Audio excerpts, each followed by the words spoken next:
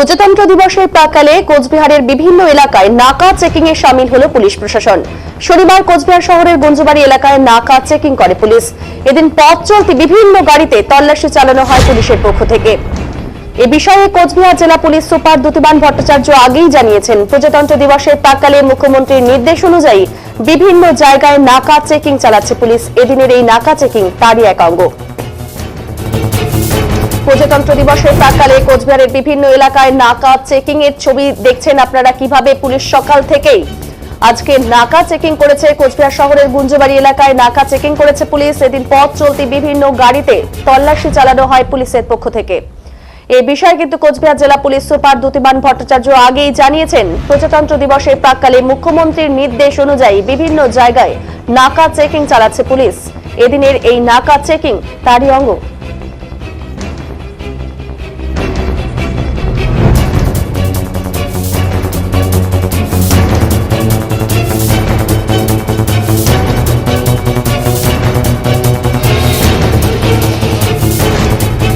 প্রজাতন্ত্র দিবসের প্রাক্কালে আমরা কিছু নিরাপত্তা ব্যবস্থা করছি, যেটার মধ্যে সব থানাগুলোকে অ্যালার্ট করা হয়েছে।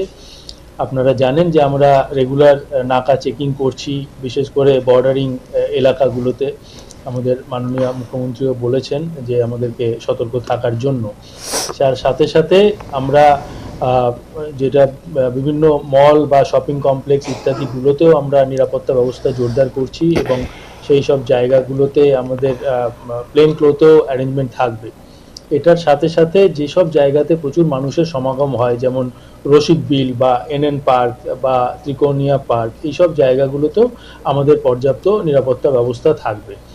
এর সাথে সাথেই আমরা যেটা করছি, ঘন কুয়াশার রাত্রিরে যাতে দুর্ঘটনা না ঘটে, তাই বিভিন্ন আমরা জংশনগুলোতে, বিশেষত হাইওয়েতে, সেখানে আমরা দূরপাল্লার যে যানবাহন চালক রয়েছে তাদেরকে জল ও চা পানের ব্যবস্থা করছি রাত্রেবেলা, যাতে কোনো রকম দুর্ঘটনা না ঘটে।